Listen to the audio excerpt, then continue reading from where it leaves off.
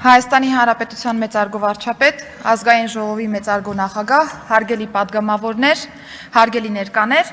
արդեն երկրորդ օրն է, ինչ մենք քննարկում ենք Հայաստանի Հանրապետության կառավարության ծրագրի 2024 թվականի կատարման ընթացքի եւ արդյունքների մասին զեկույցը եւ ելույթս ցանկանում եմ սկսել հետեւյալ շեշտադրմամբ, առ այն, որ կառավարության ջանքերը եւ ներկայացված նաեւ հսկայածավալ աշխատանքները ի վերջո միտված են նրան, որ Հայաստանի Հանրապետությունը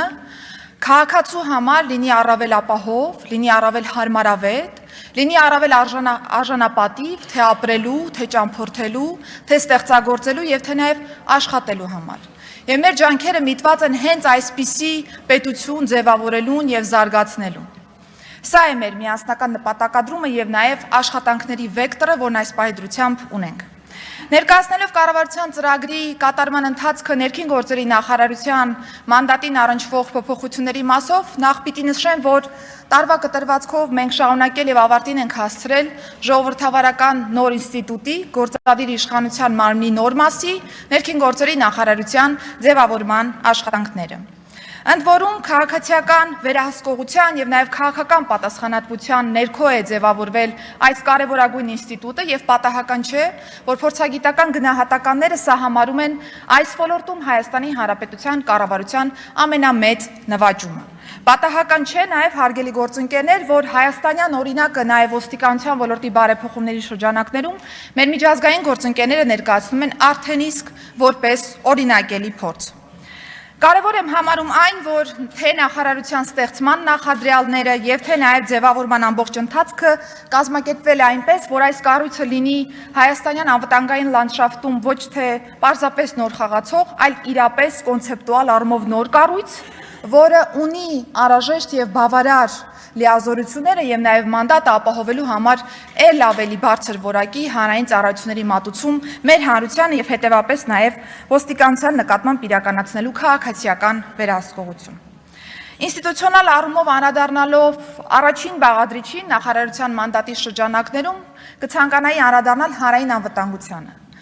Հանրային անվտանգության անդրադարձս կցանկանայի սկսել նախ շնորհավորական խոսքով, ուզում եմ շնորհավորել ես եւս ոստիկանության համակարգի մեր բոլոր ծառայողներին, մասնագիտական տոնի առթիվ, մասնագիտական տոնի գոյությունն ինքնին փաստում է, թե որքան կարևոր է այս մասնագիտությունը թե Հայաստանի Հանրապետության համար եւ թե նաեւ Հայաստանի Հանրապետության յուրաքանչյուր քաղաքացու համար։ Եվ ուզում եմ շնորհակալություն հայտնել ոստիկանական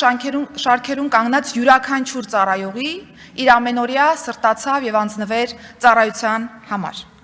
Ուզում եմ հարգելի գործընկերներ նաեւ շեշտադրել, որ խորհրդանշական այսօրը ժամեր առաջ նաեւ վարչապետի գլխավորությամբ բացել ենք պաշտոնապես Պարեկային ծառայության եւ օպերատիվ կառավարման կենտրոնի նոր մասնաշենքը, որը ոչ թե պարզապես հերթական շենք է իր բովանդակությամբ, որը բացել ենք, այլ մի մեծ բովանդակություն, որը որ մեզ պիտի թույլ տա այս աշխատանքն իրականացնել նոր պայմաններում, նոր որակով եւ նաեւ նոր ստանդարտով։ Ինստիտուցիոնալ առումով անդրադառնալով ոստիկանության ոլորտի բարեփոխումներին պիտի փաստեմ, որ 2024 թվականի կտրվածքով արդեն իսկ 3 հենասյունային ուղղությունները գործարկված են։ Ի լրումն Պարեկային ծառայության գործարկվել է նաև քրեական ոստիկանությունը եւ համայնքային ոստիկանությունը, ընդ որում ֆունկցիոնալ ճիշտ տարաբաշխմամբ, որովհետև քրեական ոստիկանության դեպքում մենք նախանշել ենք ծանր եւ առանձնապես ծանր հանցագործությունների բացահայտման, օպերատիվ աշխատանքի հիմնական ֆունկցիոնալը, իսկ համայնքային ոստիկանության դեպքում շեշտը դրված է համայնքին առավել մոտ կանգնելու գործառույթի վրա, համայնքի հետ ամենօրյա աշխատանքի վրա, հետեւապես թե անչափահասների հանցավորության դեմ պայքարի հարցերն են մեր թիրախում եւ թե նաեւ ընտանեկան բռնության դեմ պայքարը։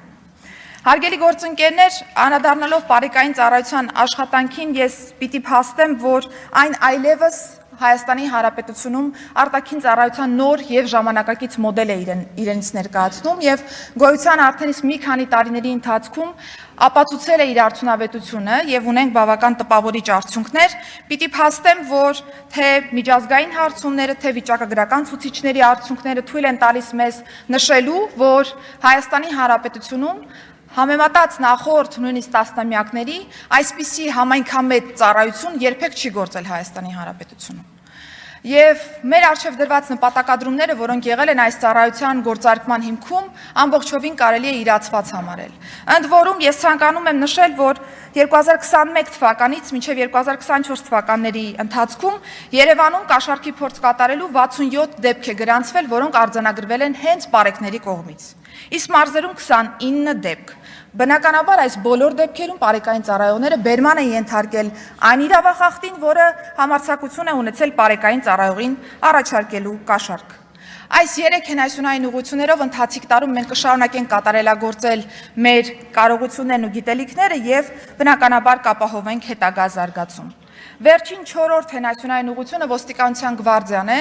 Անցած տարի ազգային ժողովի հետ սերտ համագործակցության շրջանակներում արդեն իսկ ընդունված է օրենսդրությունը այս առումով առաջին անգամ Հայաստանի Հանրապետությունում կներդրվի ուժային միջոցների գործադրման ստանդարտ, ընդ որում գործընկերներ, երբ որ մենք խոսում ենք ոստիկանության համակարգի մասին, որտեղ տասնյակ հազարավոր աշխատակիցների մասին ենք խոսում, շատ դժվար է ստանդարտը իմպլեմենտացնել այնպես, որ միասնական կիրառություն ունենա, բայց մենք ունենք այդ հանձնառությունը, այս ստանդարտը ի վերջո ներդնելու Հայաստանի Հանրապետությունում եւ 2025 թվականի կտրվածքով ամբողջ ջանքերն ուղղելու ենք հենց այս նպատակի իրականացմանը։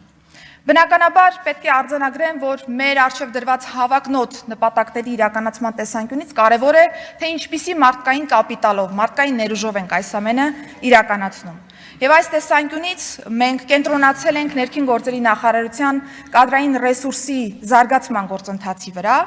Ընթացիկ տարում ստեղծվել է արդեն իսկ ներքին գործերի նախարարության միասնական կրթահամալիրը եւ պիտի նշեմ, որ այն ունի օպտիմալ կառուցվածք, այն այլևս քաղաքացիական կառավարման է գործում ներքին գործերի նախարարության ենթակայությամբ եւ պետք է փաստել, որ ընթացս իրականացված բոլոր փոփոխությունները հետեւյալ ասպեկտով են դիտարկվում։ Մենք քննարկում ենք ոչ թե տարիների քանակը, որի շրջանակներում որ ուսումնառություն են անցնում ոստիկանները, այլ դրանց որակը։ Հետևաբար մեր կենտրոնացումն այն է, որ ավելի լավ է ունենալ շուրջ 1 տարվա ինտենսիվ, ինտերակտիվ կուրս ոստիկանության ապագա ծառայողների համար, քան 4 տարվա այնպիսի կրթություն, որը կարող է ոչ բավարար լինել ոստիկանական աշխատանքի տեսանկյունից։ Եվ հետևաբար ընթացիկ տարում մենք որակի տեսանկյունից անելու ենք լուրջ ներդրումներ, որը կենթադրի թե ենթակառուցվածքային փոփոխություններ եւ թե նաեւ բովանդակային փոփոխություններ կրթության ոլորտում։